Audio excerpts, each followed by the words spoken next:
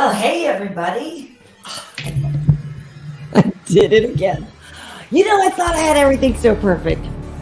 Forgot to bring the mic over here again. Hey, everybody. Welcome to the show. KB. I guess now I can give myself a round of applause. That's weak sauce, though. Weak sauce. That I didn't have this ready to go. At any rate, how is everybody? I just want to make sure everybody's cool. Everybody's here. Y'all can hear me and everything. Okay. Yeah. All right, everybody. Okay. So, hey, KV saying I'm the 27-time Mundial interview champ. Thank you for that. Thank you for saying that. Staub saying hi from Canada. Love your show. Hey, Staubs. Good to see you. Hello, everybody. And yes, welcome. Daedalus saying good evening, KB. Welcome, BT. Let's go. Can't wait for this week's app. Thank you so much. Thanks for saying that. Yeah, that's right. Ryan Bader on Darth Vader. So listen, he is, of course, the Bellator heavyweight champ. He is fighting Fedor again. I was there the first time he fought him, smashed him. We'll talk about that. But yeah, he's fighting Fedor again next Saturday, not this coming Saturday, but the one after. So we're getting him on the show tonight to talk about that rematch and just kind of talk about life as a champ and, kind of talk about a few different things with him. So this is going to be good. But of course, we will also react and recap. I always do this. I start to say, hey, here's what we're going to do. And then I'm like, Karyn, I make this every week. The hit list first, so I know what we're talking about. Here, we're going to talk to Ryan, and then we're going to recap and react to UFC 283. And basically, with everything that happened that night, congratulations to Jamahal Hill and Brandon Moreno, our new champions. We'll get into that, but then also, really just kind of a Shogun and Glover appreciation because both of them retired on Saturday. One of them, we knew he was going to retire with Shogun. He said going into this fight, it was going to be his last one with Glover. I think a lot of us kind of thought it could be maybe if he had won, maybe he was going to fight one more time, but apparently I guess he had said win or lose, this one was going to be his last. So we'll just kind of share our thoughts on those two guys because they are legends. Of course, there's other MMA news, and if you ever have any advice or questions or need any advice, so we've got that going for you. But I will say I'm not sure. I think Hanato is not at home this week, something like that. I think that's the case. So here I'm going to just fade this out because one time I forgot the music. I forgot to stop it, and it just kept going and going and going and going and going. But yeah, so he's not home. I don't think so. I don't know. I'm not sure we got to find out what he's doing, what the setup is, and all that. So we will of course be catching up with Hanato in just a few, though. Of course, the 27-time Jiu-Jitsu world champion. For those who don't know, the last couple episodes were a lot of fun. So last week we had Abdul Razak Al Hassan on the show, better known as Razak, and he was just coming off that KO win that weekend before at UFC Vegas 67. He had that big knockout win, and so we had a really great time with him. I'd never interviewed him before. Hanato had never met him either, so we really didn't know what to expect. Turned out to be one of our favorite episodes. So many laughs, so much fun, such a good time, such high energy, such positive vibes. Please go back and look at that one, episode 66 with Razak Al Hassan, or go back and listen to it. You can listen to him on Stitcher, Amazon Music, Apple Podcasts, and Spotify. Honestly, so much fun. Really just such a pleasant surprise. It was really cool. Just like what a pleasant surprise. And the week before that, we had Deiveson on, who picked up the win at UFC 283 this past weekend over Neil Magny, who we've had on the show before. And so that one, that was one of those may the best man win fights. You hate to see two guys that you really appreciate. Neil, of course, the winningest welterweight in UFC history. He has been on the show before. Both of them just real good dudes. So congratulations to Deiveson on that one. Again, it was kind of a may the best man win situation, but great fight for those guys. And Ryan, Unc might be putting some Soul Glow in his Jerry curl. That is, in fact, that could be where he is. I think that is where it could be. Okay, so yeah, VT saying you thought you knew Jamahal had it in the bag, but Glover is one tough mother effer. See, it's interesting. I don't know if that's, is our revisionist history saying that you thought Jamahal had it in the bag? Because I think a lot of people thought he could win, but not necessarily that he had it in the bag. But that reminds me, I want to show you something. When I used to do the podcast, I believe I can pull it up here, with Angela Hill, no relation to Jamahal, but we did a podcast called What Had Happened Was, we had Jamahal on the show. And way back when, this dude cut a serious promo about who he is and what kind of fighter he is. And let me see. I don't know. Do I have it here? I could show you. I might have to go over there and do that real fast. He cut like the most serious promo about who he is and what kind of fighter he is. And, I don't know that it's funny to me, because to say that everybody that you expected it and that you knew that was going to happen, I say, okay, that's amazing, because I think a lot of people thought it potentially could happen. I guess maybe I'm curious why you thought that, because if he's younger and because his boxing is so on point, because I do still think there was a certain amount of people that thought that Glover had more ways to win, but that Jamahal had youth on his side, and obviously that knockout power and a lot of momentum going into this. So I am curious what your thoughts on that were, and like why you think you knew it would be. Let's see. Well, okay. Well, Andrea De Almeida saying your favorite part was before round 5. Let's go, baby. That you love Glover. Yeah, I mean, he was never going to give up. That guy is the toughest son of a gun. And I mean, yeah, he was just never, ever, ever going to give up. Never, ever, ever going to give up. So you can't ever doubt him, and you never know what he's going to be able to do. And that's the thing about him, is that, whoops. Sorry. I'm just trying to do a couple things here. But with Glover retiring, I think it's a good time. I think in front of being able to do it at home in front of a crowd in Rio. And then I say that in front of a crowd, and I think actually it was kind of sad, because not that many people stuck around. Like, people seem to bounce. Did you guys notice that? Or is that just something that I maybe just appeared that way or something? I'm not 100% sure, because but it did seem that a lot of people had left the arena kind of quickly after the fight. Did you guys notice that? Okay, let me look at some of these comments. Okay. So getting back to why you thought Jamahal was going to do it, saying the Thiago performance just really showed you a lot. With Jamahal, you felt his game would be well-rounded. That's hard to say. Well-rounded enough to match and nullify Glover's grappling. Cannot doubt Jamahal on the feet. Yeah, I mean, that's the thing. His on the feet, he's just absolutely incredible. So just absolutely incredible. Stop saying we should do an episode with a donation here, that we should do an episode together in person sometime. Yes, we should. That should definitely happen at some point with me and Hanato. But yeah, VT, getting back to your point, that's the thing. Jamahal has definitely been building up to it. And in fact, I believe I could show a little bit of that right now. Even I think I have some of the we can look at this while we wait for Hanato. Anyway, yeah, so Jamahal obviously showed a lot in this fight and showed a lot of tenacity. The thing I'm trying to still download on the other site, where he talks about how he just never stops, right? How he just never stops. It's hard, though. This was hard to it's hard if you're a Glover fan, right? It's hard to see him take a lot of damage.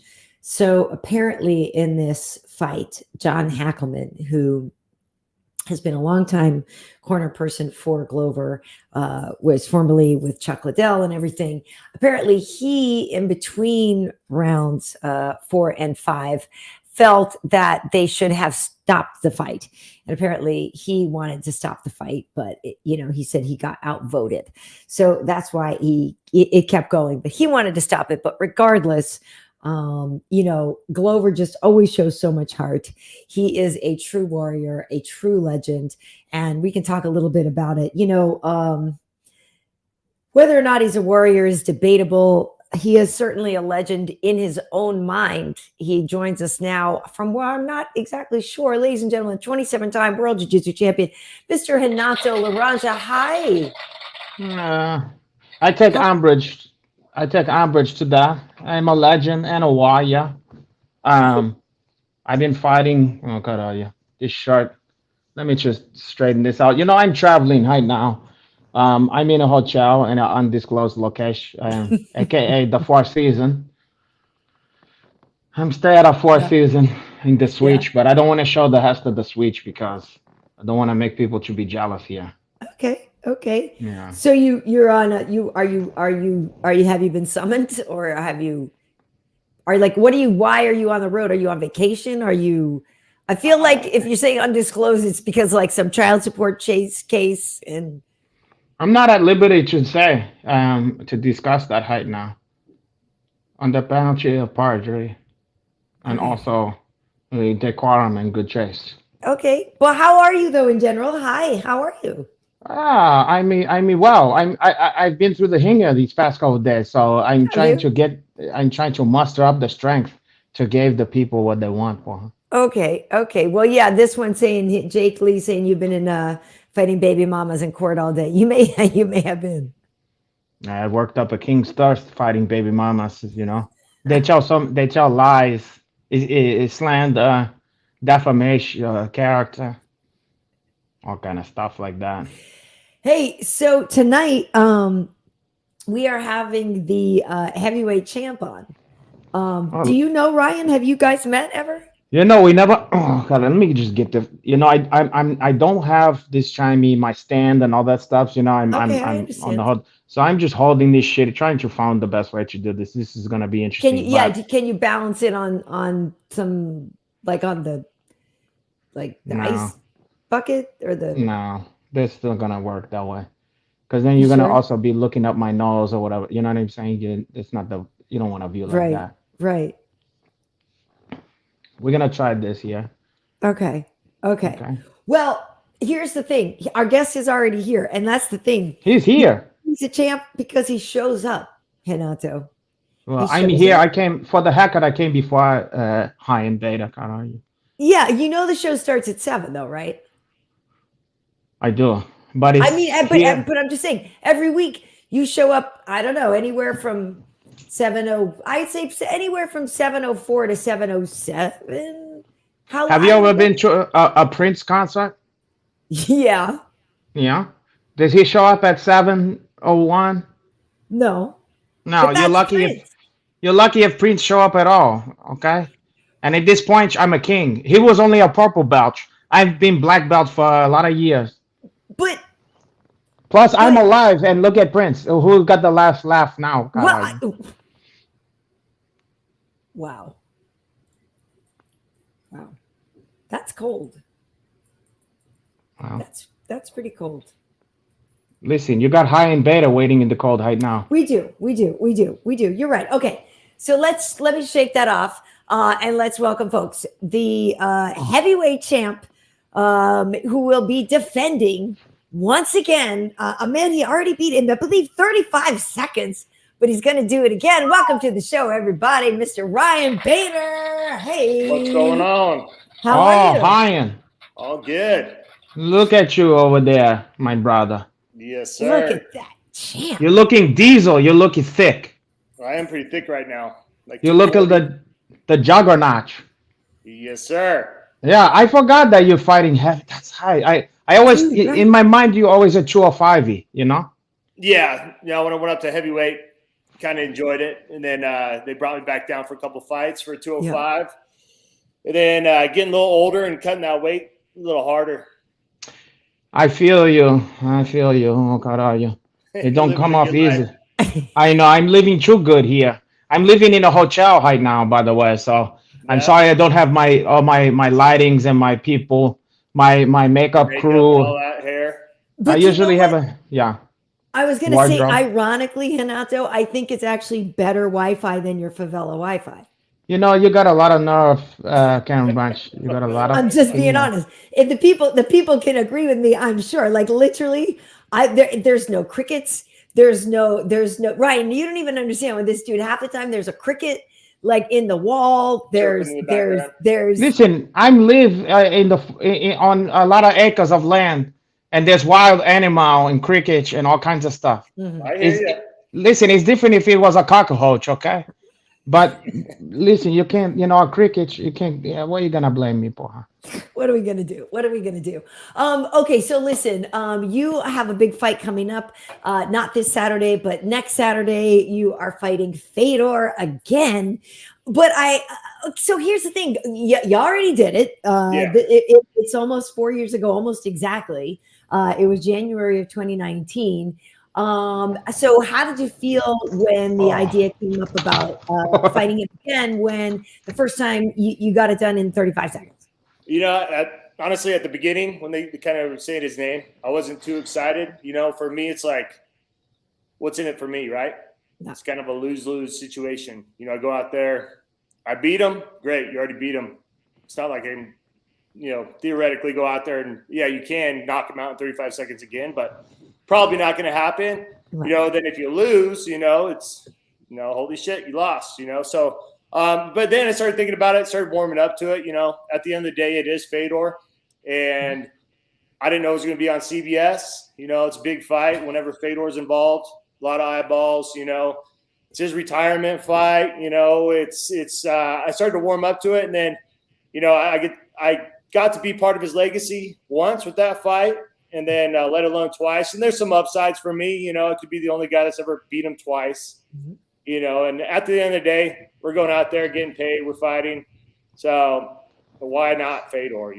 I could be fighting these, young up and comers, or I could be fighting Fedor, who has a lot of fanfare, a lot of eyeballs on him, legend of the sport. So definitely warmed up to it and I got excited about it. And here we are.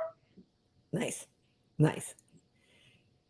Yeah, I would think there's a lot of upside to it because, like you said, the fact that this is a legendary guy. I mean, this is a guy that a lot of people consider the GOAT of GOATs.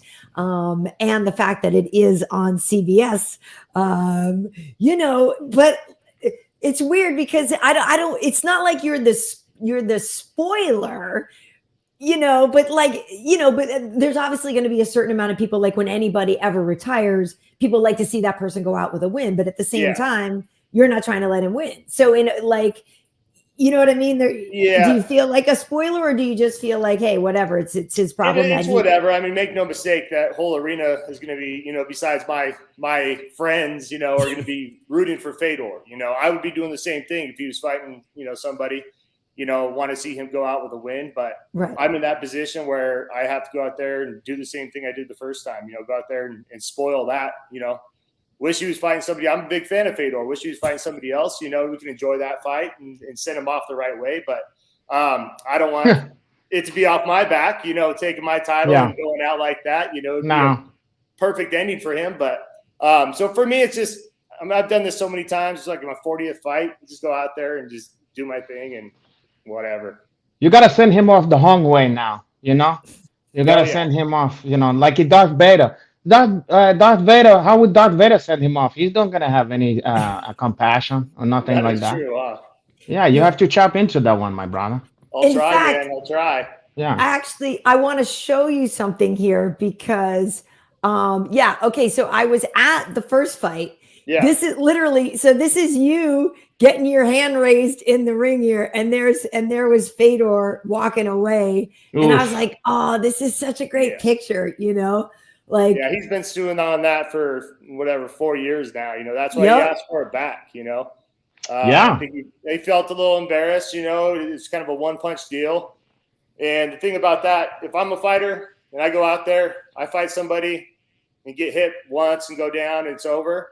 Mm-hmm. I still think I can go out there and beat that dude. If you got, the canvas mopped with you for 25 minutes, the dude absolutely beat your ass. Then you're like, okay, he's better than me, but it's MMA. Anybody can close their eyes, throw a punch, and boom, it's done. So I think he has that in his mind, like, I can go out there and beat this dude. I can be better. It's a lucky punch kind of deal. Mm-hmm. There's one person, though, that I don't think could delude himself about being knocked out instantly in a fight by you or anybody else. That's Vinny Magalhães. Oh, Vinny. Yeah, You guys because have some he history or what? Don't. that's an Don't. understage. Yeah.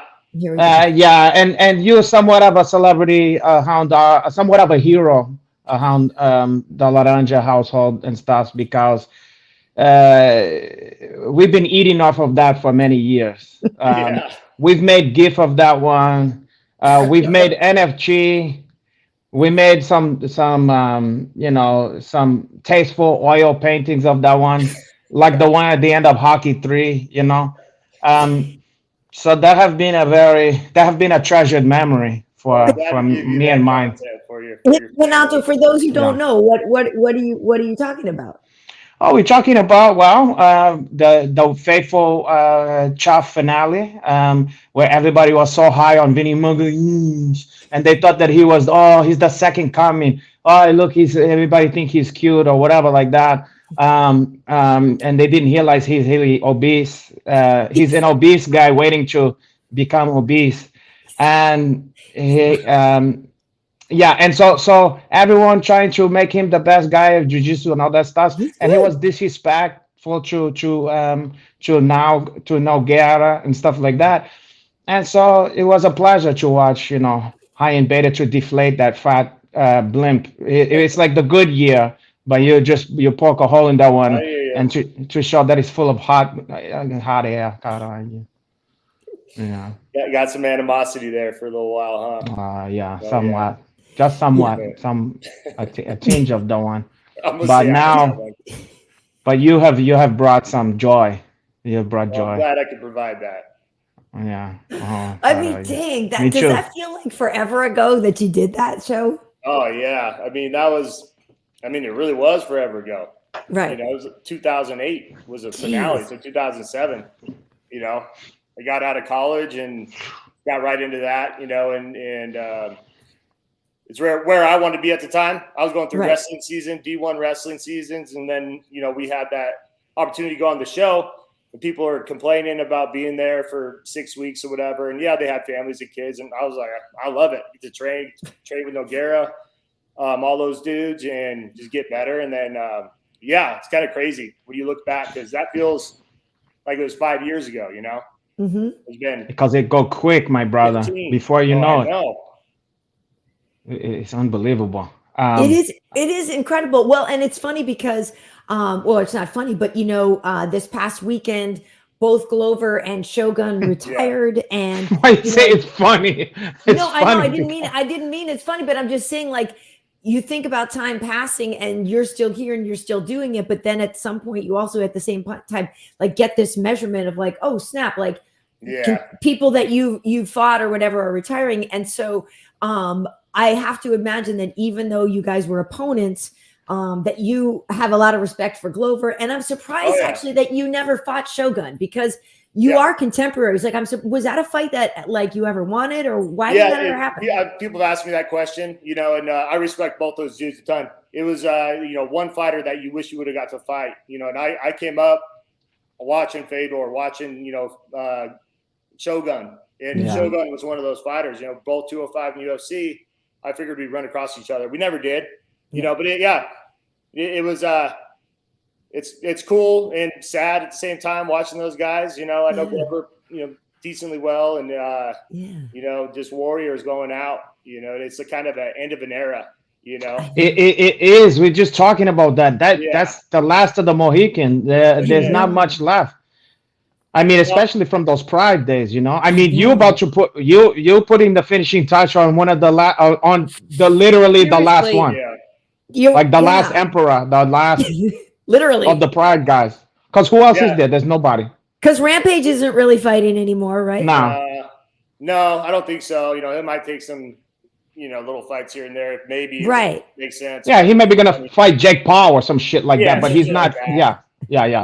But it's for me. It's like that was the OGs originally coming from the old school MMA, right? And now you have new school guys coming in that are they're more looking at the entertainment side, like gotta build my social media. I got to do this. I got to talk shit. I got to do this. Those are the guys that are like the pillars of MMA, where they let their, feet and fists do the talking, Yeah. and carried that sport to where it is today.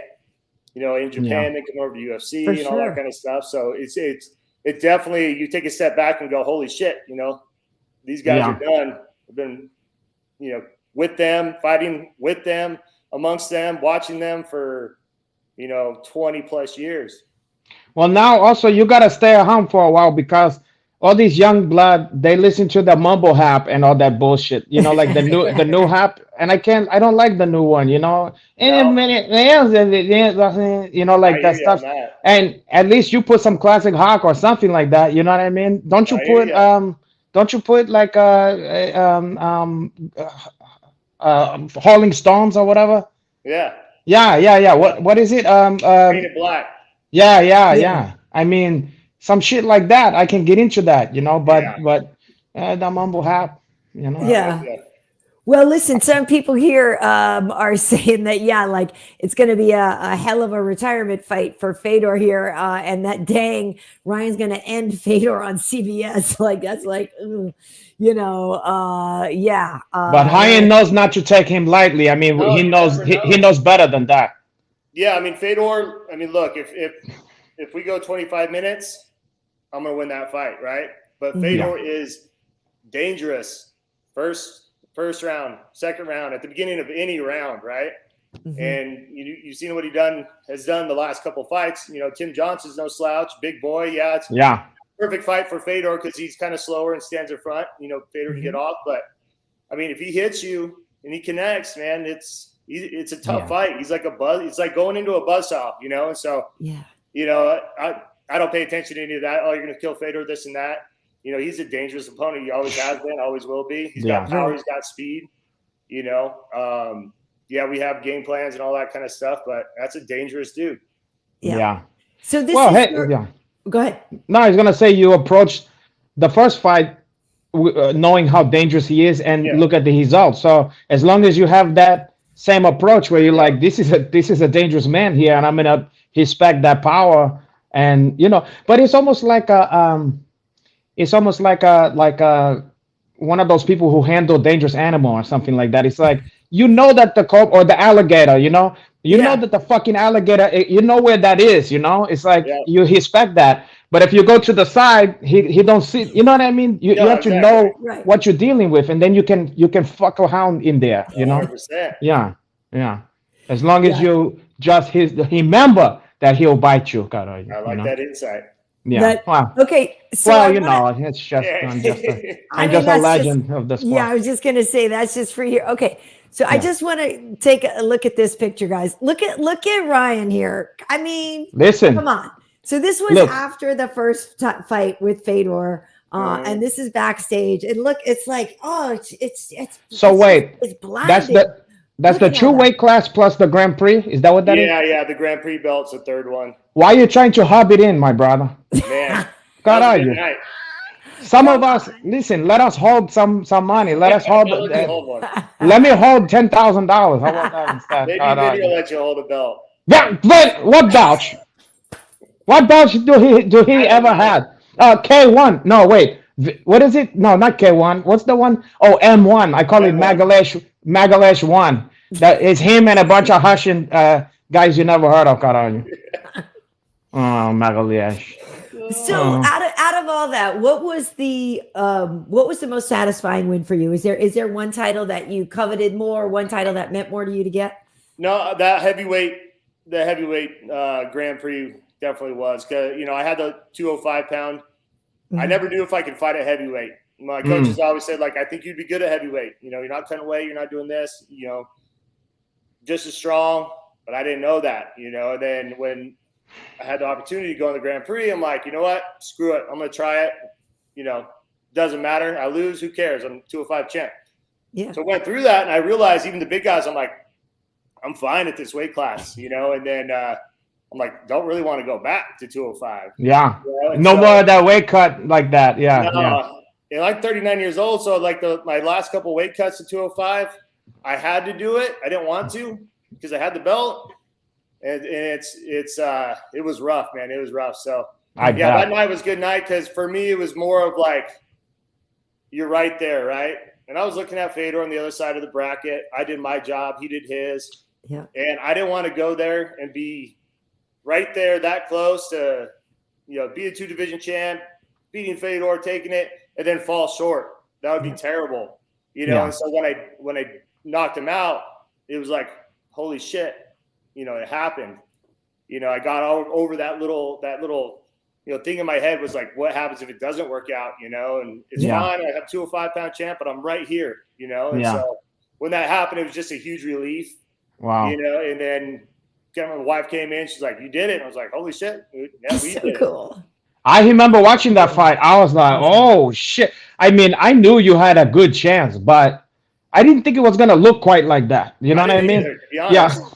And when that happened, I went, oh, I mean, that's one of those ones where you start texting all your friends that give a fuck about that kind of stuff. And you're like, because, and you know what? The whole world was doing that because Fedor, you know how it is, even for you. Right. He have like an air of, there's certain fighters that have a mystique, you know what I mean? And he's one of the few guys that's like not just a boogeyman, but like a more than human or something, you know what I mean?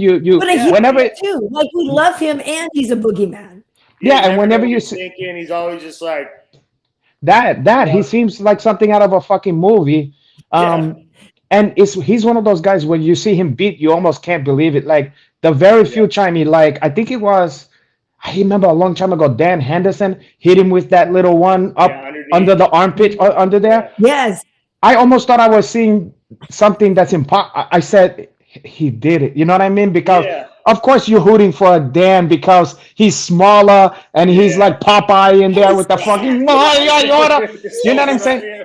You gotta love this fucking guy, and you're kind of like, oh, wouldn't it be? Oh, the poor guy, he's getting in there. Well, he's got a lot of heart. And then he does it, and you go, "What the fuck just happened?" It's like Anderson Silva and Weidman, right? When that happened, I couldn't believe that. I was sitting right there. I was in shock. Yeah, like you couldn't believe it. And I was there when Fabricio beat Fedor when he put him in the triangle. And that was the other one. Like we lost our minds because that was the other one. Like this isn't happening. This isn't happening. Yeah. Holy shit! How is this happening? Like it was insane. Yeah, I think the 3-1s is that. It's you in that. But yours was more shocking even because of how quick and just kind of one punch, that one punch aspect. It didn't come from like a bunch of scrambles and this and that and the other thing, Yeah. Well, plus you're in the audience and it happens and you're just like, holy crap! Like people freak out and clap, but then immediately also the crowd's just kind of like, what the hell did we just see? What the hell happened? What just happened? And then they show the whole fight again in the replay, you know what I mean? So then everybody's looking up and then everybody freaks out all over again and stuff like that. But like, you're just kind of in shock.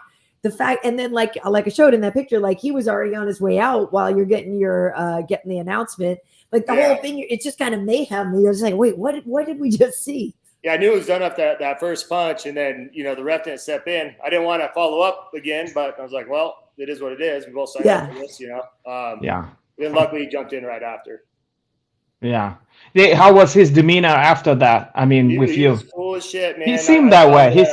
The next morning, he was getting breakfast and about to leave. And, went up there, talked to him and stuff. We got a picture. It's like nothing happened, man. Nothing but respect, yeah. And he's always been really cool to me anytime we've been around each other and all that. That's good to hear. In both ways. And he's a good dude. Nice. He seemed like it. You're still in Arizona. You're in Arizona, right? Do you have do you have like kind of a team built around you? I'm not sure who you're currently training with.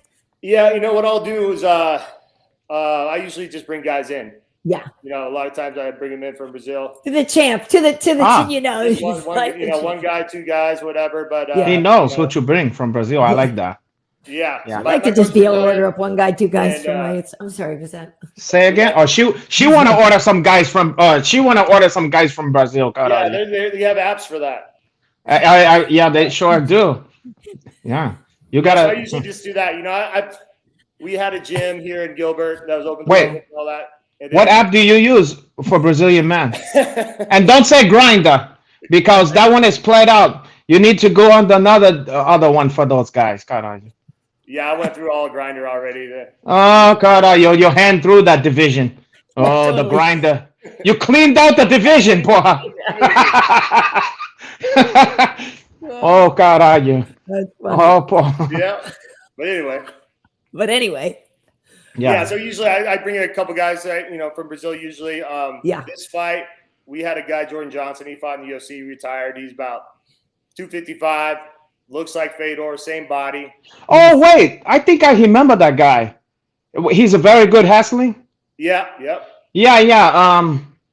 Yeah. Do he even have like a tattoo of like the American wrestling team shit or something like that? Yeah. I remember. He was good. Yeah, he was very good. I've just been going with him a lot, and then a couple different guys for sparring, and then just drilling a lot, working our game plan.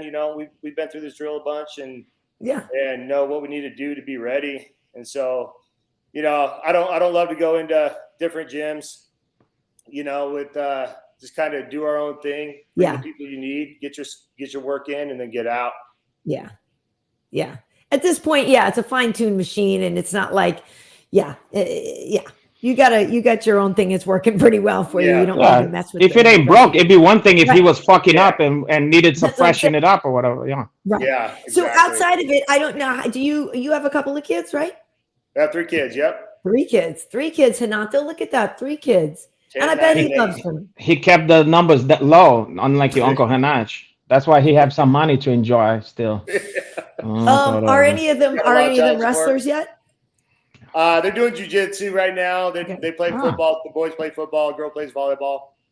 Kind of bouncing around through different sports and all that. But I took them to wrestling when they were really young. It was kind of far. And they got a little burned out. Yeah. That's a tough sport, man. That's. Ugh.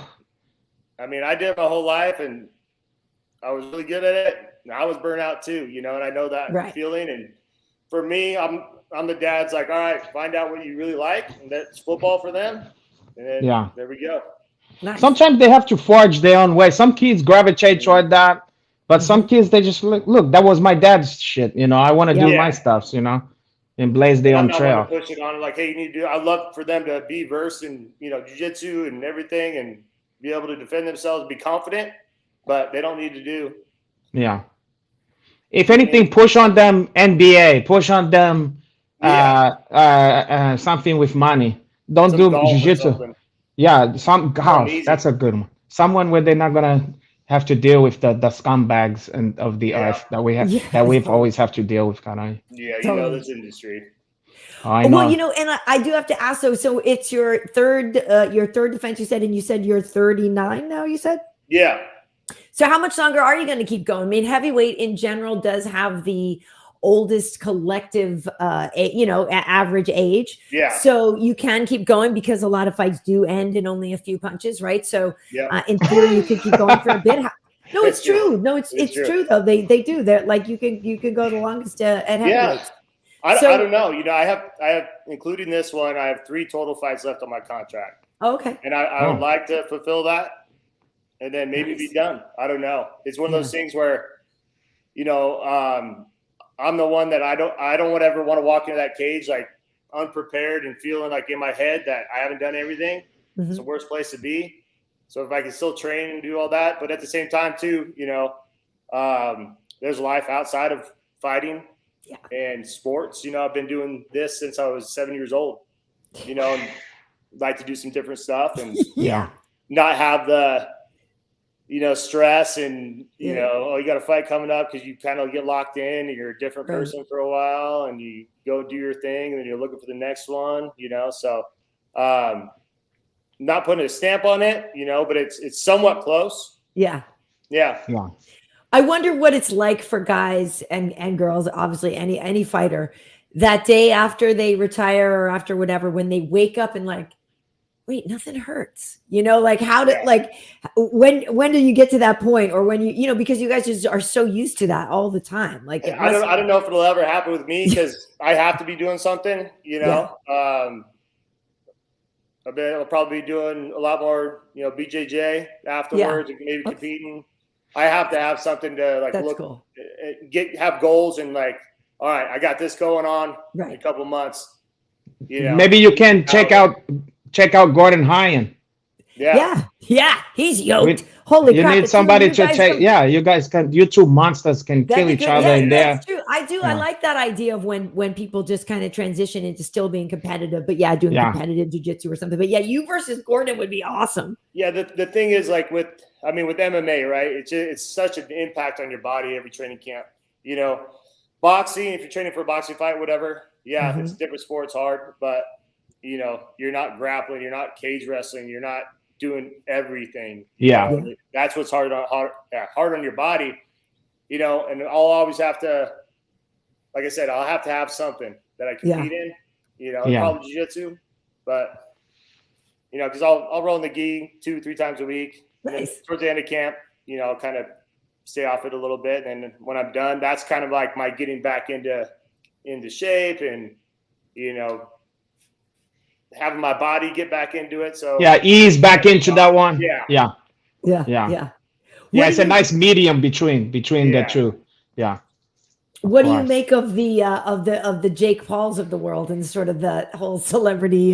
He just went like this. He grimaced when he saw what you said. I mean, I'm for it, you know, because it's bringing some money to these guys that, you know. This is true. You know, that could go in there, like some of these UFC guys I fought and everything, Tyron Woodley and all that, you know, get paid a good chunk of money to go box, you know. Didn't work out for them, but just more. I'm all for more opportunities for these guys, whether they're done fighting or they can do a little cross promotion stuff. You know, it's just better for all the fighters if there's other avenues, and it's, you know, it makes the competition for pay a little better. You know, like, hey, I can go over here and box a YouTube guy and make X amount. Like, why would it come back to MMA? Maybe you have some, you know, bargain chips on the table there. Right. Do BKFC interest you at all or no? Nah. It's a little grisly, huh? Yeah. I mean, you know, you're going in there getting fucked up everywhere. You know? No matter if you win or not, you're like, oh shit, it's fucked up. Even the winner looks rough. Yeah.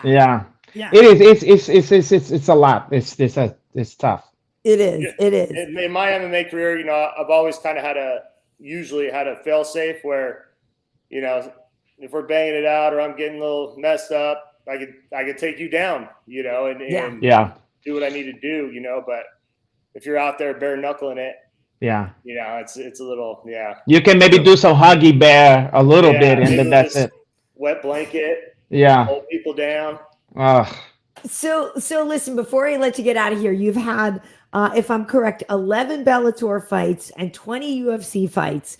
If we had to sort of ask somebody, like if somebody was like, hey, who's Ryan Bader in 3 fights? If I had to say like 3 definitive fights to describe who you are, your favorite fights, or you're just sort of most definitive fights, which ones would they be? My 3 favorite fights all time, Keith Jardine.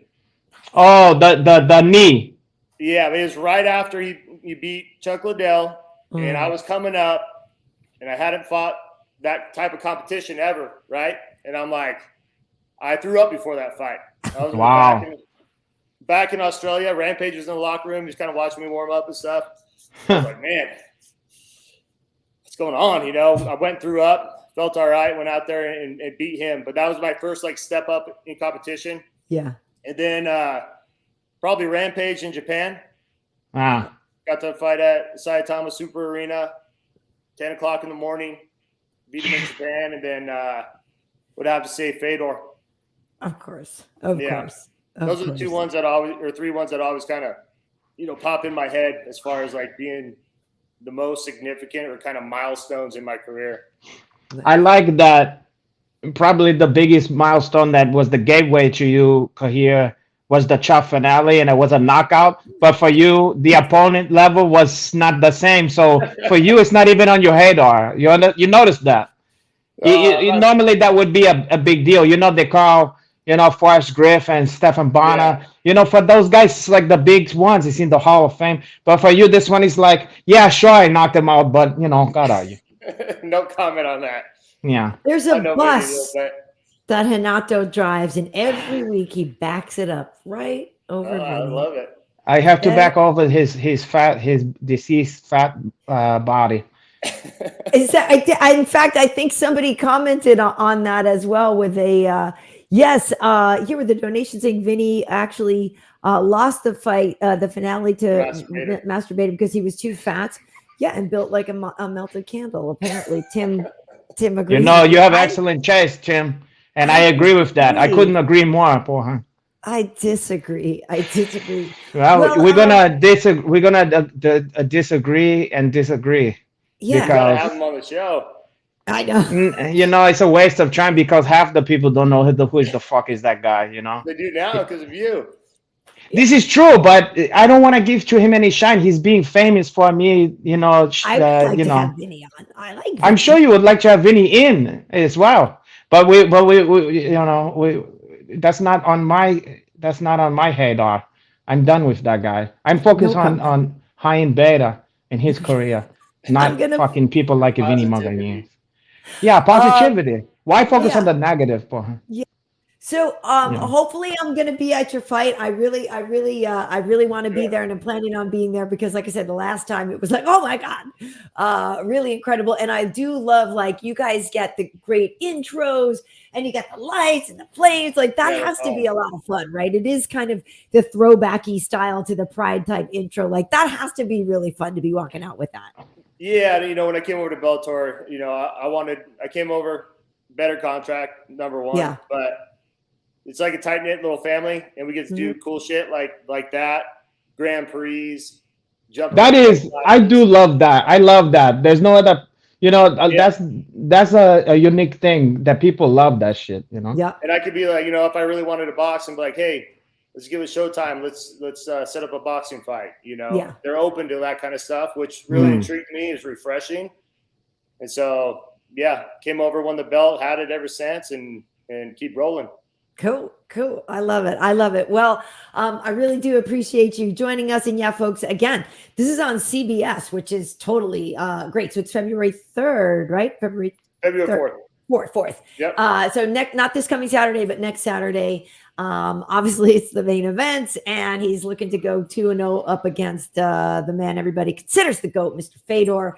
So yeah, Ryan, thank you so much for joining us. I really appreciate it. Appreciate it, guys. And one last stuff is I just want you to know that I used to train for a long time at I think it was, they used to call Legends, is where Eddie Bravo had the Champ Planet before. Yeah. You know, but it's across the street. It was the last location of Legend. And I don't know why, in the fucking men's dressing room, okay?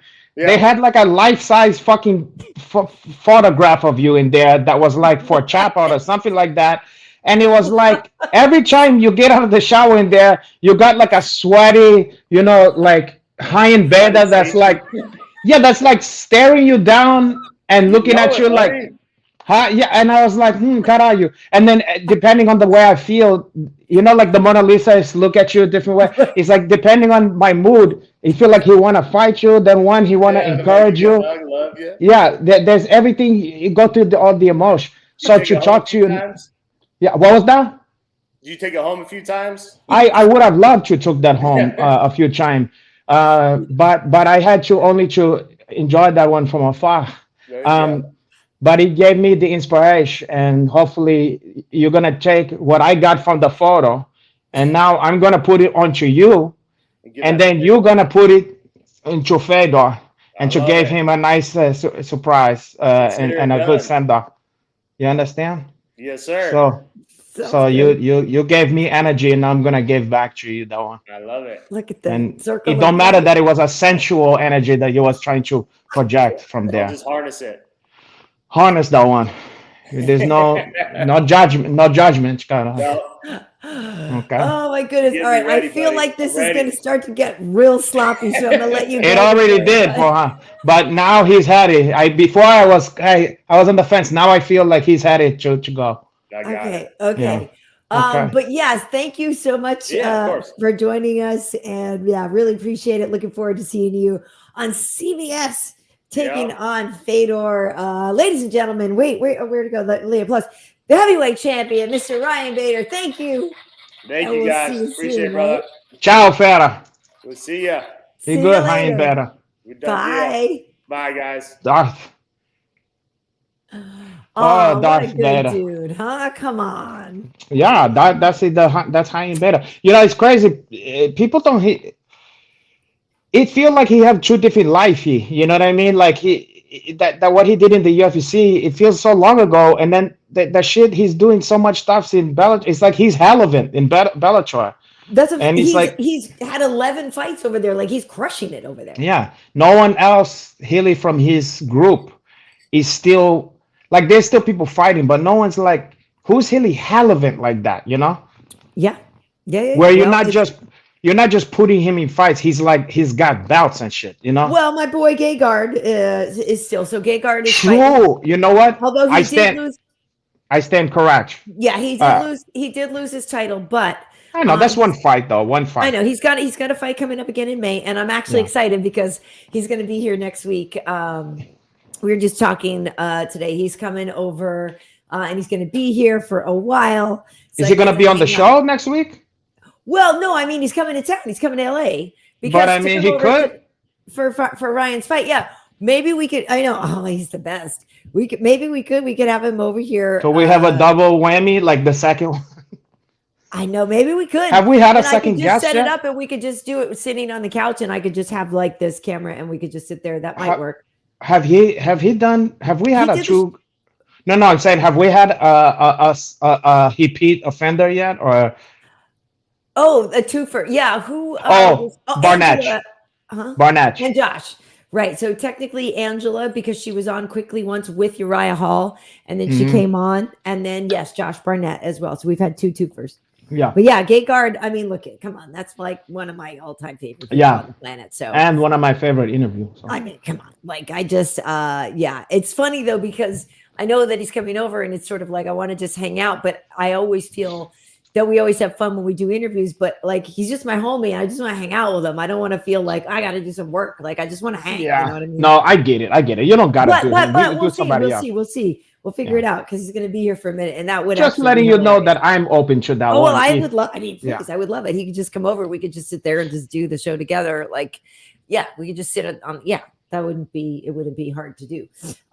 So yes. So wait. Okay. So I just want to say. Chai saying that Fedor's going to fight you next. After I wished ill. Well, we'll see. No, thankfully he's retiring. I don't want to fight Fedor. Yeah. How come people call him when they try to pronounce? They say Fedor, like Theodore. It sounds like they're saying Theodore. Theodore or something like that. Theodore. I don't see that. Also, the people saying Rich Sear saying that, or Rick 3PO saying child support's been your toughest fight. It's my cross to bear, you know. It's my everybody have a dragons to slay, you know. Yeah. God don't give me more children than I can handle. You know, God don't give you more than you can handle or whatever. Yeah. My God he keep giving me that children, so I think somehow he knows that the baby mama can handle that one. Oh, so yes, Tim is claiming that it's Fyodor. In Russian, Fedor is the English translation. How would you? No, okay, fine. Fyodor. Then that's another thing. How come they don't call shit? Just say Fyodor. Then why can't? Yeah, it's not like we can't say Fyodor. Just say it. If I always said this, people can't pronounce certain names or they fuck up my name, but you can say Schwarzenegger. Everybody learned how to say Schwarzenegger, and look at how long it is. Look at the fuck it looks like. Okay, but you know what? I still can't say. Wow. Chiwetel Ejiofor. That's hard. That's a hard one. I don't even know how to. If I hear him say it, I'm gonna say it, but I don't. I think it's Chiwetel. I thought it's Chitwell or whatever. Chitlinswell. But is it I don't know. I love that he's a great actor, but I'm like, every time I see his name, I'm like, how'd you stick with that? Tough one. How'd you not change that? Like, how'd you not make a stage name for that? Hey, look, if people can say. No disrespect, but how'd you not make a stage name for that? It was like, it's very hard to say. Well, he somehow he made it work. Also Giannis Antetokounmpo. I mean, if people can say that, you know, the basketball player, say it again. The Greek Giannis Antetokounmpo. Is that it? He's a Greek basketball player. No, I know who he is, but I didn't. Okay. But a lot of people say it. So I mean, not Charles Barkley. A lot of people fuck it up too, but. It's possible. You just gotta listen to what, and then he Oh, I peeped mean, that for one. the longest time, people couldn't say Joanna Jacek or whatever. It was, Young people like Jacek. murdered her Yeah. last name. Young So Jacek. Yeah. yeah, yeah, yeah. Yeah. Um, But Fedor. You know what? I Fyodor. trip out. You ever trip out on this? Why the fuck we call different countries the shit that the people who made up the country don't call it? Like why we don't just call it what they call it?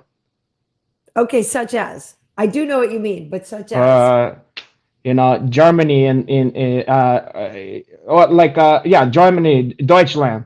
I mean, or Aleman or whatever. But yeah, wait, what do you mean? but the people who made it call it Deutschland. They don't Deutschland. Oh, go. so I'm we all just call it Deutschland instead. Yeah, why we don't just call it that one? You know what I mean? Or check your pick of any of the countries where they, like for instance, Norway, they call it Norge, Norge with a G, Norge. It's like Right. Norge. Right. So you're Well, saying so then where pronounce it we as even it get? was in that country's native language. Yeah, So why it's we where España, we? España, no matter what language we speak, it's Yeah, España.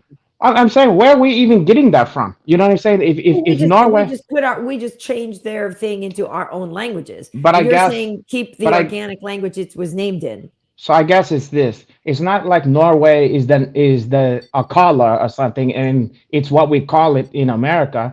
It's like why are we even calling it Norway in the first place? Right. We translated no, I hear you. I feel you on that one. And maybe there's a reason. I just can't understand it. It always tripped me out. Like why they have to make my country to have a Z when it's have an S. Right. I hear you. I hear I you. don't understand that one. I get that. Anybody I get anybody know that one? I don't know. I don't know. Italia. Why we can't Yeah. just say Italia? I get you. I get you. It's interesting. Yeah. So Italia, yeah, España, Deutschland, Sverige. Yeah. Sverige. Look at somebody's asking how much for private lessons. Backflow Dawn. That's a seasonal price. Like when you look on the menu and it don't even have the thing, or market MP or whatever market Ninja price. Choke, thank you, saying I'm looking intoxicating like fine wine. Thank you. Yeah. Thank you. I don't even have the energy to You deconstruct that right now. okay? And yes, Ire for Ireland. We could just call it Erie or Ireland. Ireland, Nippon, and Japan. Yeah, exactly. Yeah, I just don't. There's probably a reason. I don't know what is that reason, and it's one of those things that trip me out. I'm like, then if they originated it, then where we even get that from? Like, right. What is Japan then? Who fucking said Japan? Who named it that? Someone went Nippon. No. Who decided that? Japan. Okay. So I'm gonna move on. And I want to get into it. No, okay. Go ahead. Nikes. Yeah, to see what happens to you. Spilled my beverage. Your mom put hoots on you because she saw you disrespecting me, and she was like, no, not my man. No. You're not gonna talk to my man like that. This is the thing I wanted to show before because I wanted to talk about the new champion and the fight with Glover. And so I was telling people before that a while back when Angie and I used to do, what had happened was we had Jamahal Hill on, and this guy cut such a sick promo about who he was. And I just want people to see this. This is what he told us way back when. Oh, wow. Okay. If you notice, a lot of the fights at 205, they stand back, they're here, and then it's boom, boom, boom. All right, sequence. All right, maybe it's a counter. Boom, boom, boom. Sequence is a counter, and then it's a lot of sit back. I'm all action. All action. The whole fight, all time. You gotta keep defending. That shit that you wanna, all right, man, all right, maybe I can eat this shot. You gonna have to eat that because it's gonna come every single time from me. Every single time. You're not gonna get no breaks. You're not gonna get no pauses. I'm on your ass from the time that the bell sound to sound. You know what I'm saying? Yeah. All them big ass muscles ain't built for that. Yes. How about that, right? So yeah. Hey, he listen. was like fired up, but dude, listen. He put it on him. That's an understage. Listen, he had the shine of a future champion. Whether it was going to happen in this fight or who knows when, you had the feeling this guy was going to be a champ at some point. He just some of these performances, like, oh. Well, what's amazing about him too is with his boxing, like it's not even that he's the fastest guy. Nah. Well, we talked It's about just this. the Look stuff how low. lands with so much power and stuff, and it's like, Well, he have the confidence in his like managing distance. right. That he can hold. He's not afraid to hold his hands down there, and it's just hard to. It's hard. It's so hard to see that shit coming. You know what I mean? And especially when you're not used to people. It's at that weight. People is not trying. A lot of people is not trying to fuck around because you get clipped. There Yeah. might be lights out for you. So these guys, I mean, it takes a lot of balls to hold his hands where he holds them at, and that gives him a great advantage in terms of the unpredictability of when they come in. You know, Yep. that's why it looked like. That's why you're saying it's like, how the fuck is he able to do this? And then he's so accurate. He's not wasting a lot of shots. Like he's all action, but those fucking shots is laser beams. Yeah. It's crazy. He's special. He's special. That's why he's the champ. And also, it's funny because we asked him about it too when we had him on the show. Because when you look at him, a lot of people think he looks like he's out of shape. Yeah, he looked like he's playing basketball at the Y. Right. They're like, why isn't he why isn't he an 85er? Like everybody thinks he's a lazy 85er. And he's obviously not, you know what I mean? No. He's actually tall. He's taller than you think too, because I remember seeing him talking to him after one of the shows, and I was like, oh yeah, you know, he's tall, you know. He's bigger than you think, but he does look like he sort of has a little belly, and yeah, he's not overly muscular, but as he just said in that promo, he's fit. Like he's effective with that build, and he's in tremendous shape, and he's not stiffened up. He's very loose, you know. Yeah. Yeah. But it's sad, you know. I will say, you know, I do love Glover. I think we all love Glover. But we all love Glover. And we know for him. But I just want to say, you know, he's somebody who, from my side of the equation, like in interviews, was always just so wonderful and sweet. And he's been on the show before. People can look back at our episode with Glover, but he's just one of those good guys. And like you know, he's just one of those people that you can point to as a real example. If anybody ever says that our sport is full of animals and bad guys or whatever, you point to somebody like Glover, who's so sweet and has done interviews with like my friend Evie, talking about how his grandfather figures so big in his life and all these things. And he's just a sweetheart of a guy. And he trained Alex Poata and Alex Pereira. And, you know, he's really going to focus his time now on helping the champ. And just like, I mean, he's just such a good dude. Yeah, I was gonna say it's not like he passed away, caralho. I mean, you know, he's still fuck. No. I'm just saying it's like, but it's sad that he's done fighting, but it's time, you know. Yeah, I mean, to me, look, it's sad. It's sad that he lost for sure. You know, it's sad that Shogun lost, but there was no guarantee that either of them was gonna win. And to be honest, I'm just happy that they both hung up the gloves because they don't need to be fighting anymore. You know, that's it. And I'm thankful that neither of them is pushing it. It wasn't bad news when I heard Glover hit Chaya. I was like, good, this chime, you know. And everybody, look, Muhammad Ali had a chime, you know. Yep. Everybody's chime come, you know. For sure.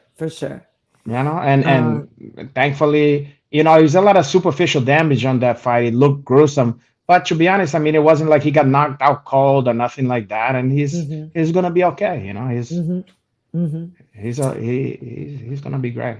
He's gonna be good. And so I am curious too. Then, what your take is? You know, some people are complaining, like, oh, they shouldn't have stopped it or whatever. Oh, come on. And it's not really settled. Come on. They had to stop it because Brandon was effective. I think people was emotional, you know, and it's understandable. There's a lot of emotion, you know, a lot of people, you know, love Figueiredo and especially, you know, at home and stuff like that. But, you know, when they get a little time to step back from that one, they're gonna understand, you know. I think so. I think it's just tough because it was a Figueiredo fighting in Brazil, and they wanted him to win, whatever necessarily. But Brandon, I think, was doing really well. So here's the thing on this: I was actually out watching in a bar, and so it was interesting on some of these fights, like who some of the people were rooting for or whatever, and this and that, but. On that one, like I think it's settled. I don't think we can say like we don't need anything else. And then I know, I guess on Pantoja was piping in or something, like asking for a fight with Moreno, like right after the fight. I saw that, and you know what? It's like, bro, I just fought. Like I don't know. And like Moreno handled that well. He just said like, I get it. I would do the same thing if I was you, but take it easy. But I get it. He was like, I'm not mad, but I'm also not checking for you. It's like if they put you, if you get a shot, I'm happy to give it to you. But let's slow your haul. Yeah. But he also didn't say. He said that like he understand. Like I would do the same.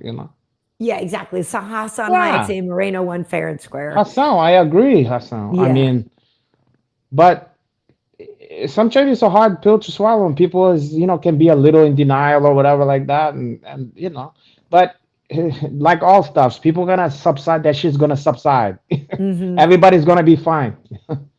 Yeah. But the moment of and the couple days afterwards, people is still salty, people get real salty. Yeah. Okay, so I got it, and I had said before on this one, and we kind of knew it was going to be this way, but it was going to be a may the best man win situation. Oh, this was a little bit. We love both these. I didn't think it was going to be this way. But I didn't know it was going to go like this. Yeah, like Gilbert was. That's not the way I had it. I thought it was going to be a war, I did not see that coming. And kudos to Gilbert, because we know how tough Neil Magny is, and how durable, how tough, how skilled, how hard to put away. Anything you can check the box. Mm-hmm. So for him to do that, and he came out, he was inspired by Uncle Hanash with the Jerry curl. You see that? He had a little extra curl for this one here.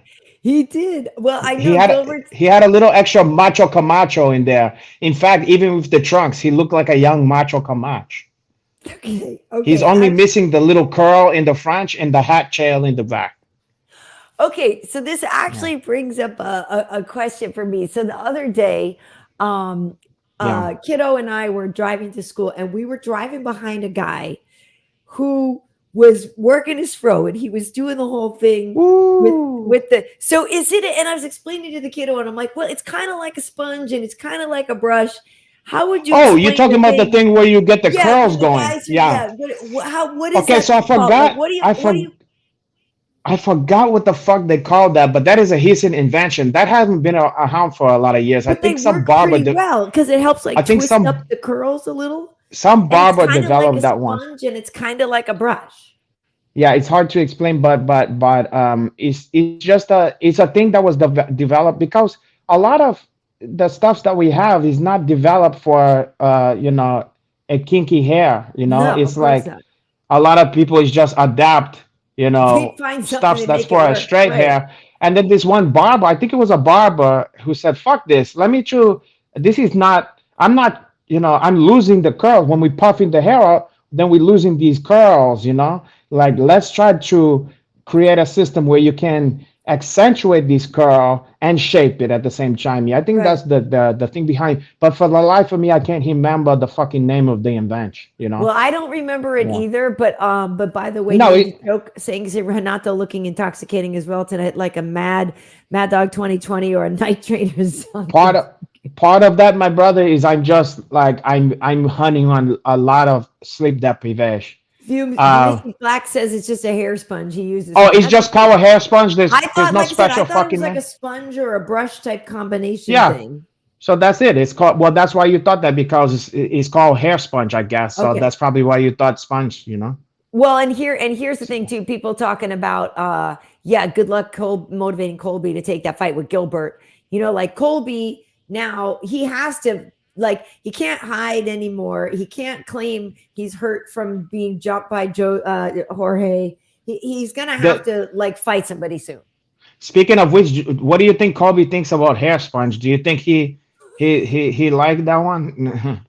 Yeah. He probably against that one. He said he's gonna say it's too woke or whatever. Yeah, no, get Like, your hair why in. they gotta have a sponge? Why they gotta have a hair brush for themselves? God, are you?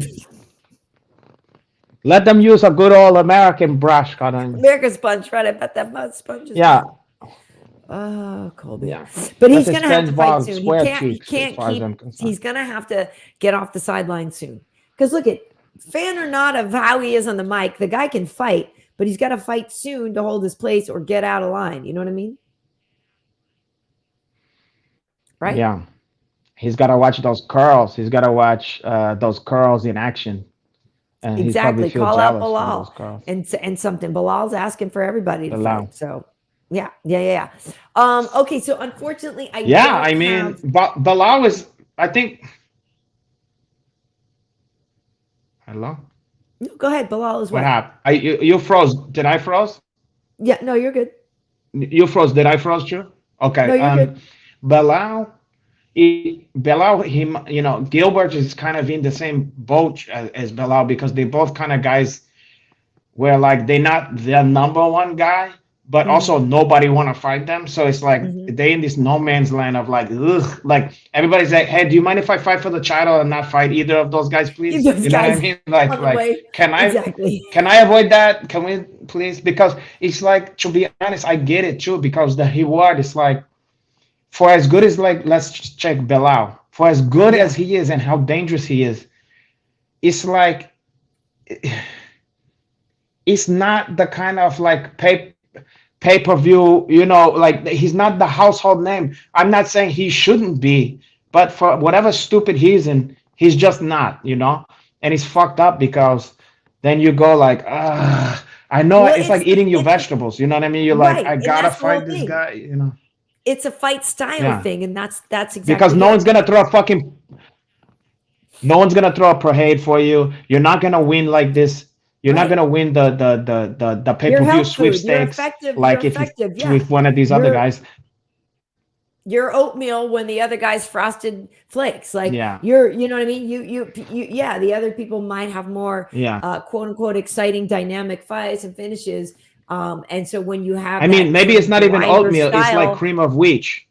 Or whatever. Yeah, it's just that style doesn't get as many Oh, accolades. I lost you for a second. Oh, what? You're there. You're talking cream of wheat. I heard you. Am I there? Yeah, you're here. Yeah, I was saying even worse than oatmeal. It's like a wheatchina or a cream of wheat or Weetabix. Yeah.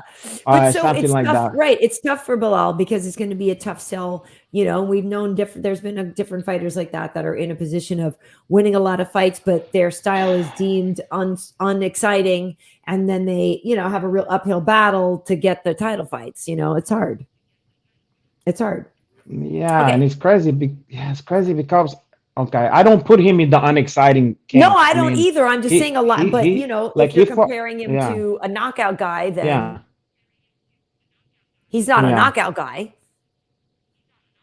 No, but he can sure fucking box, though. Hell yeah! Fuck. Oh, please, I'm not saying it. I mean, look at him against Vasench. He's great. When he fought Vasench Luque, I thought for sure he was gonna need to just took that shit to the ground and not fuck with him up there. The fact that he was like hanging with him on the feet was a little surprising to me, and I was guilty of not giving him enough credit. When I saw that, I was like, excuse me, caralho. Well, that's the thing too, and I think what it is with Bilal maybe is that quietly, while everybody's doubting him, meanwhile he's just working and getting better, and everybody's just sitting there doubting him and saying he's not all this stuff, and he's just working. So I have a question for you though. Lauren Murphy facing a lot of whatever, but a lot of people were saying her corner should have thrown in the towel, and so she's like, hey, miss me with that BS. You guys don't say that. About the guys' fights. You guys weren't screaming for Glover to get, throw in the towel. You guys don't do that with the guys. You guys just say that when it's a girls' fight.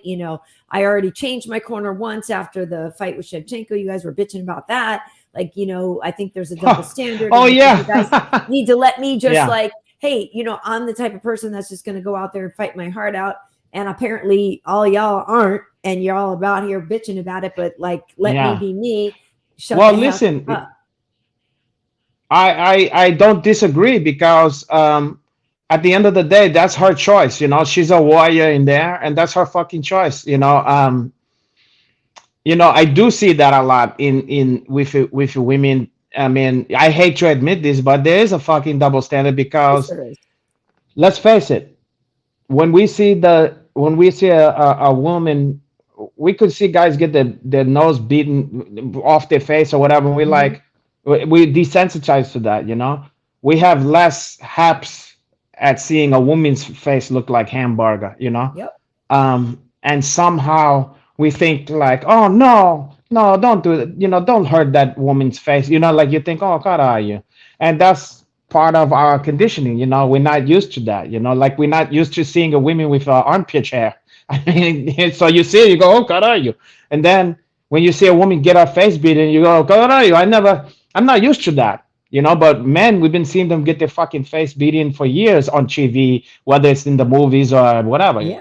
You know what I'm saying? So some people is getting used to that. So because of that, they squeamish or whatever. But that's not her fucking fault. Like that's you problem, not her problem. It's like, well, get over it then, because I'm a fighter, and I'll say what I can handle and not handle. Well, and also let's remember Lauren is a woman who, used to have a drug addiction. Like she's been through the ringer in her life. Like, so this is already a woman who's Yeah. overcome a Yeah. lot. So she's not your average, Yeah. just your average girl anyway, in terms of how much heart she has and how much Yeah. of a fighting spirit she has. And then, yeah, like to your point, like that's who she is. It's her choice. She's the one out there being the warrior. That's who she is. That's Yeah. what she wants to show. She's challenging herself. And I know for sure there's a double standard with the women. And she even said, I guess, well, look, you guys, like Joanna was out there looking like Megamind with her head exploded, and you didn't, Oh, but, yeah. but Listen, yeah, that people one do was want disturbing, to be honest. it was disturbing. Yeah. And I'm lying if I Yeah. don't say, like, yeah, I feel it differently. Mega And I know mind. that's harsh. It's funny though, it's harsh. But Yeah, when it is fine.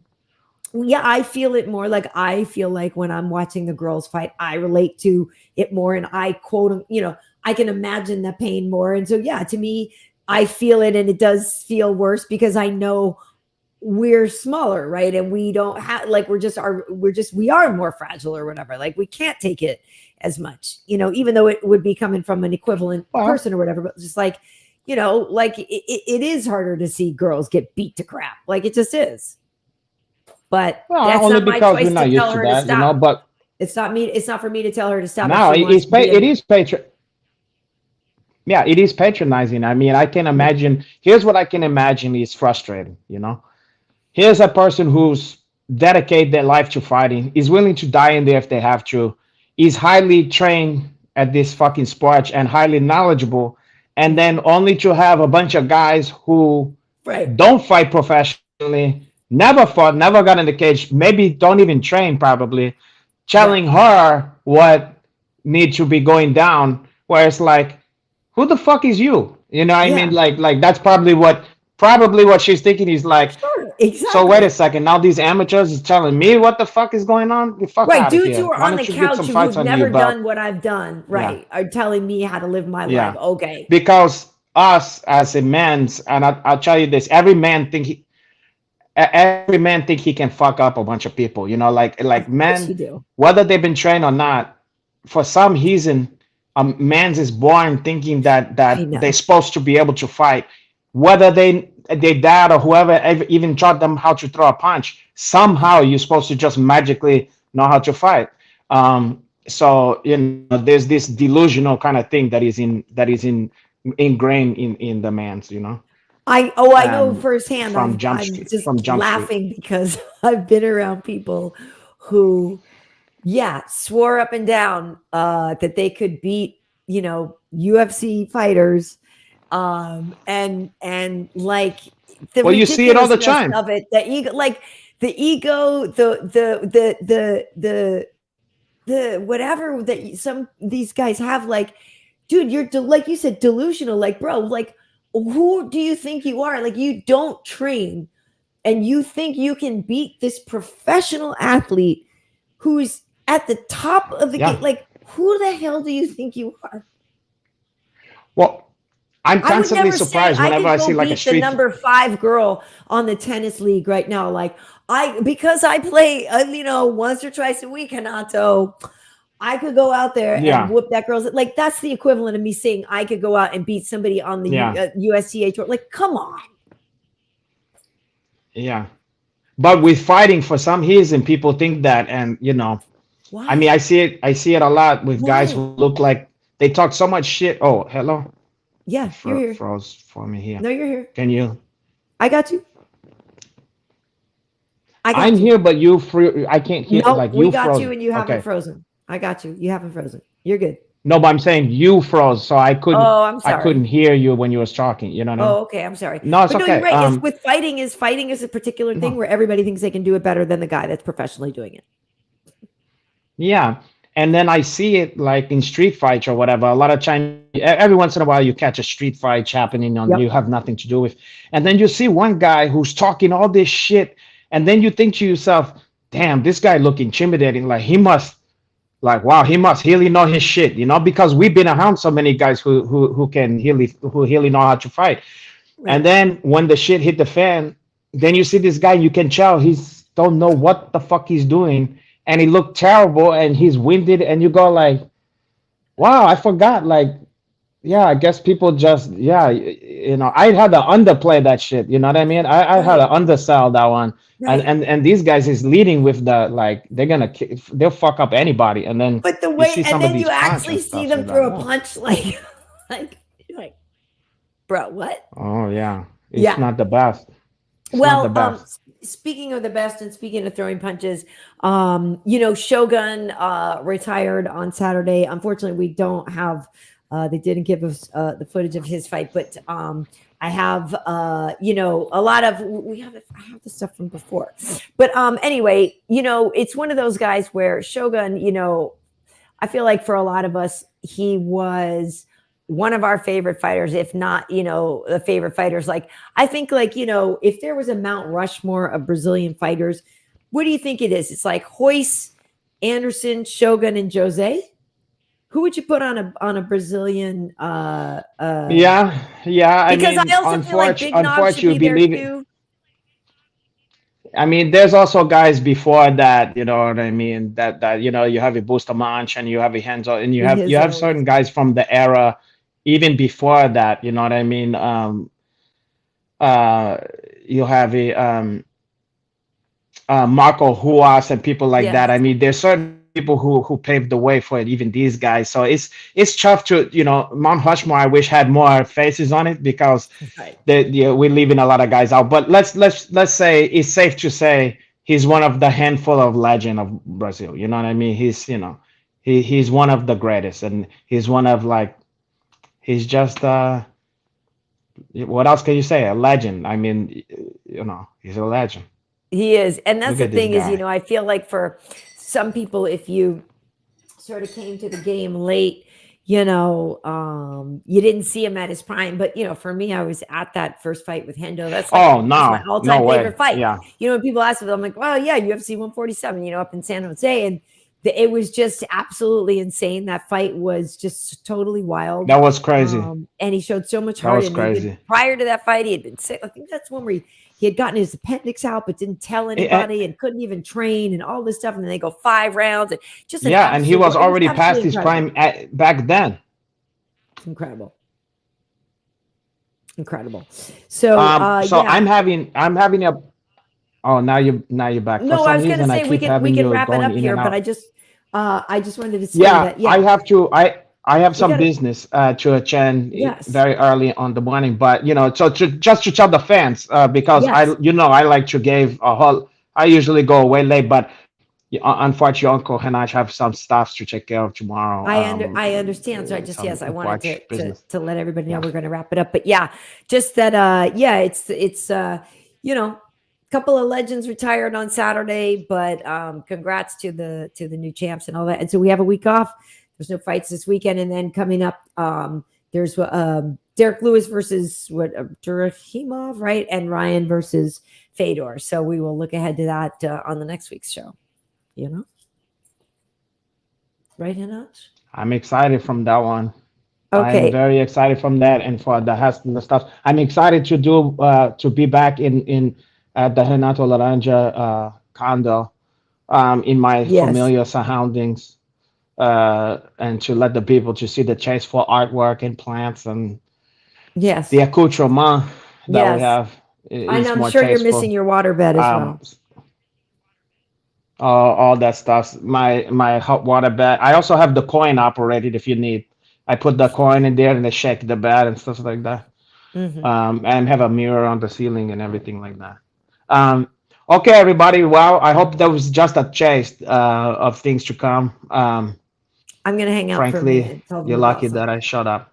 Yeah. Cheers. Okay. Thank you. Oh, Okay, well, excuse Renato. Well, me. thank you, Excuse Renato. that. Okay, so I love you guys out there. I am sorry to leave you, but trust me, I'm gonna be back. I'm gonna be back and better than ever next week for her. Okay. Okay. So Thanks I leave you with Karyn Bryant. Don't do nothing that I wouldn't do, and keep the spirit of your Uncle Henachi in the comments and stuff like that. And she loves to be hit on. No, don't. And all that stuff. She loves DMs. She loves to talk. She loves pictures, dick pic, any kind No, of pic. I don't. She liked you to hit.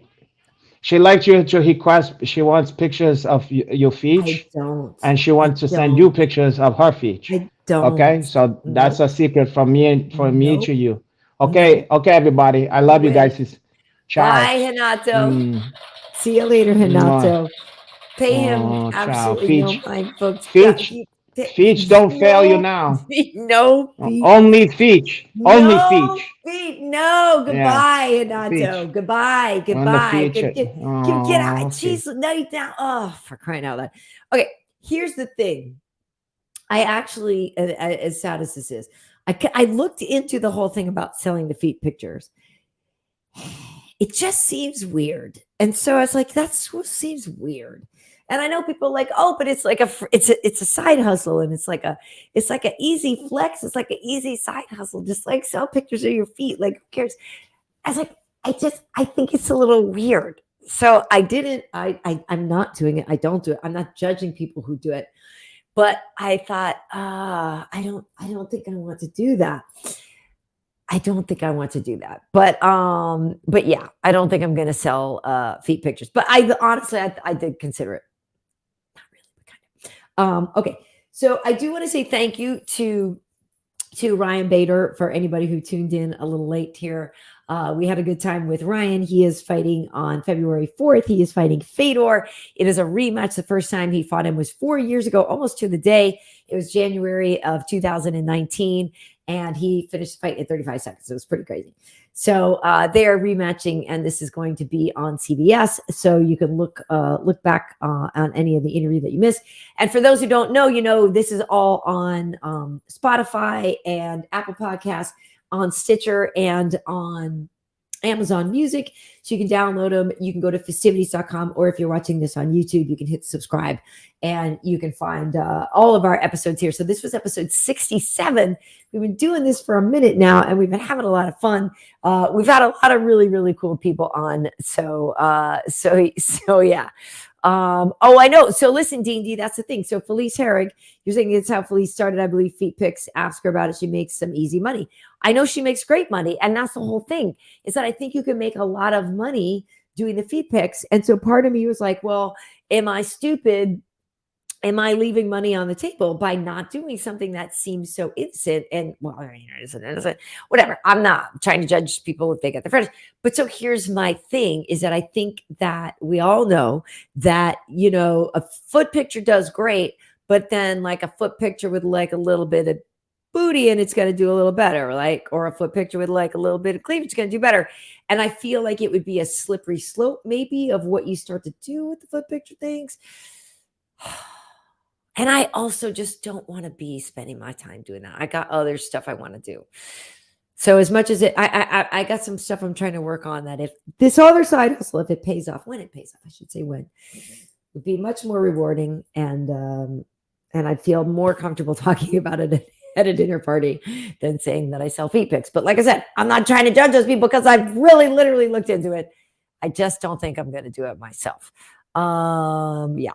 So at any rate, I do want to say thank you. And I don't think I have a wiki feed. I don't think so. I don't. Oh, I'm saying I looked into it. It's hard when you know you can make money at something. Like I'm not trying to. And yes, D&D, yes, I am. I am. So I have the outline fully loaded into Final Draft. And today, while I was jumping rope, I was like, oh yeah, they could do this, that, and the other thing. So now I like it because it's something that I can work on. And I've said to myself, okay, hey, I should try to work on it X amount of hours a day on days when I can. I mean, I know that I'm going to start budgeting or whatever. But it's nice because creatively I'm thinking of things and already starting to, yes, I am working on it. So thank you for that. So those who gave us donations, their comments, thank you so much. But for anybody who commented tonight, thank you for being here and being part of the team, part of the family. Like I said, this is episode 67. So you can find us, all of these here on my YouTube channel, YouTube.com/Karyn Bryant, Karyn. Bryant as in Kobe, no relation, but may he rest in peace. Hit that subscribe button if you are here. Check it out. You can also find them all on Fistivities.com. Like I said, there are also audio downloads, and we just have a lot of fun here. A lot of cool people have been on the show, and a lot of good stuff to come. So thank you for being here. We really do appreciate it. And I hope you guys have a good one, and we will see you next week.